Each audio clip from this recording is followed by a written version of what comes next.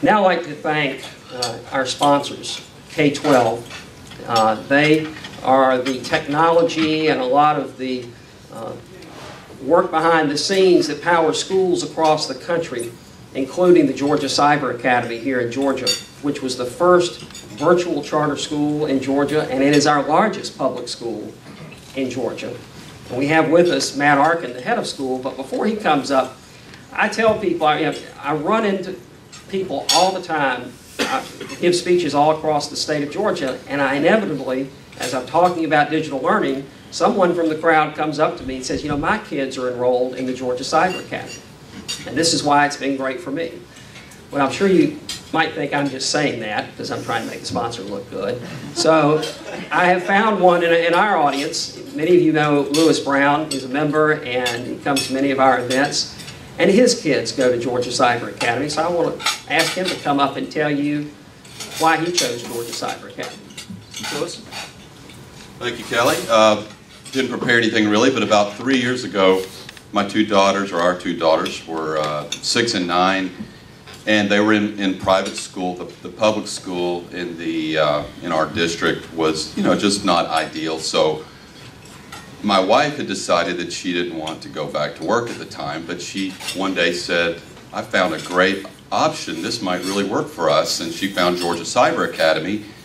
So she says, this is public school, but it's online. It's virtual. And it's like, wow, that really got my attention. So the next thing I know, she signed up, and all these books and supplies started rolling in. And I thought it was great. So long story short, it gave us the freedom to travel. I have my own business, so we've been able to take family trips. That's been a real upside. I've been impressed with the program. It's mastery based. The kids have done well. My oldest daughter just took the SSAT test and graded out like right in the middle of where the Westminster school kids were. I just know that because we know someone at the admissions office there. So it's worked out really well. So Thanks, Lewis. And now I'd like to ask Adam to come up and tell you a little bit about Georgia Cyber Academy. I mean, Matt, I'm sorry. Thanks, Kelly, and thank you to the Georgia Public Policy Foundation for having us here to talk about this important topic of innovation in education. Georgia Cyber Academy, GCA, we're proud to be a leader in Georgia in bringing innovation and individualization to education to students across the state. To give you some more information background about the school, GCA just finished our 6th year here in Georgia as a public charter school. We're currently authorized by the State Charter Commission heading into this fall. This fall we'll be serving over 13,000 students in grades K through 12 across the state.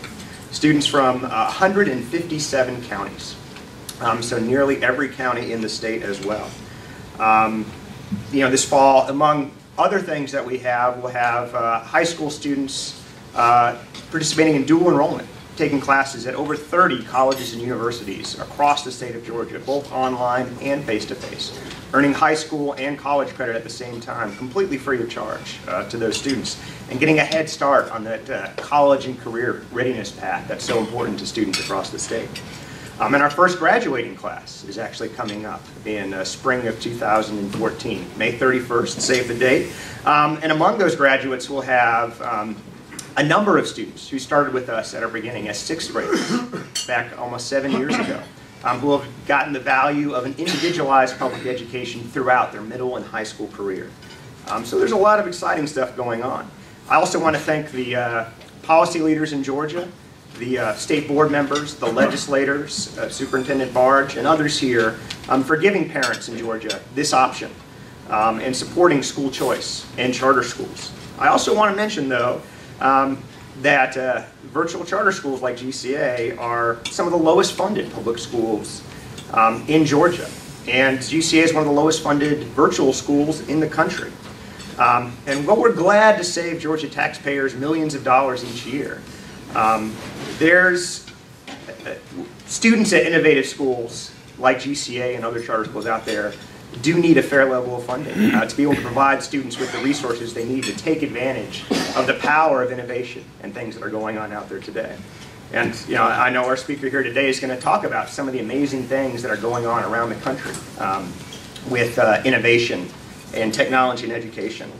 And so the great news in Georgia that we've already got a great foundation in place with schools like GCA and other charter schools that are taking on the challenge of providing individualization and innovation in education.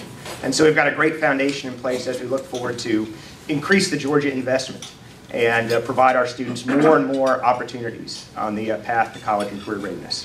Thank you. Thank you very much, Matt, and for K-12 and everything the Georgia Cyber Academy is doing for our kids.